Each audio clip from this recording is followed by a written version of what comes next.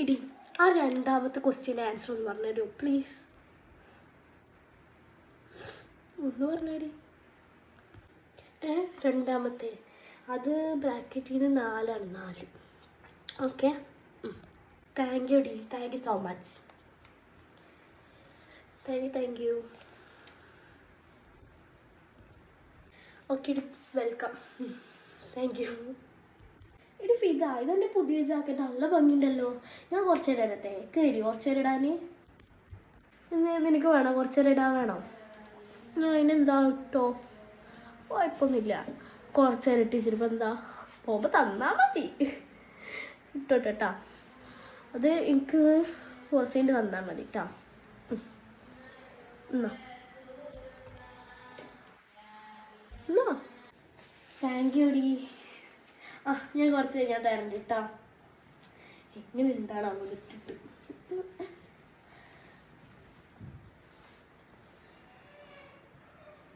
നല്ല രസമുണ്ട് തോന്നുന്നു കേട്ടോ. കണ്ടിട്ട് എനിക്ക് ഈ ജാക്കറ്റ് ഒരുപാട് ഇഷ്ടമാണ്. ഇങ്ങനത്തെ ജാക്കറ്റൊക്കെ മിററിൽ നോക്കട്ടെ. രസമുണ്ടല്ലേ? Thank you D. ഓക്കെ ഇടുന്ന ഞാൻ പോയിട്ട് വരട്ടാ.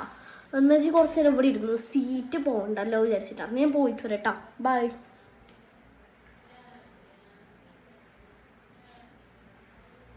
ആണോ, നീ പോവാണോ? ഓക്കെ, ഞാൻ എന്നാൽ ഇവിടെ ഇരുന്നോണ്ട് കേട്ടാ. ഓക്കെ. ബുക്ക് വായിക്കാം കുറച്ച് നേരം. ഓള് വരെ സമയമുണ്ടല്ലോ. എടി ഫിദ, ആ മിന്നെ എന്ത് സ്വഭാവമല്ലേ ഇത് ഇങ്ങനെ ഇരിക്കണ്.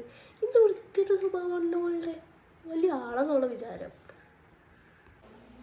പക്ഷേ ഓളൻ്റെ എനിക്ക് എക്സാമിന് മൊത്തം പറഞ്ഞുതരാറ്.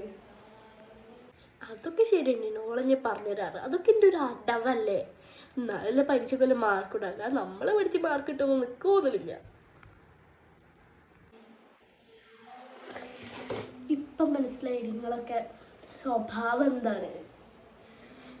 ഇതല്ലെങ്കിൽ ഞാൻ അതൊന്നും അറിഞ്ഞിരുന്നില്ല. എന്താ രസമുണ്ടല്ലോ പറഞ്ഞ് ഈ ജാക്കറ്റ് എടുത്ത് ഇട്ടാണ്. അപ്പോഴല്ലേ നിങ്ങളെ മനസ്സിലൊക്കെ സ്വഭാവം പറഞ്ഞത്. ഈ പരീക്ഷയ്ക്ക് വെറുതെ മാർക്ക് ഇട്ടാനൊക്കെ മാത്രം മതിയില്ല ഞാൻ. നല്ല കഥ ഇങ്ങോട്ട് വാങ്ങി പറഞ്ഞായോ പറഞ്ഞിട്ട്.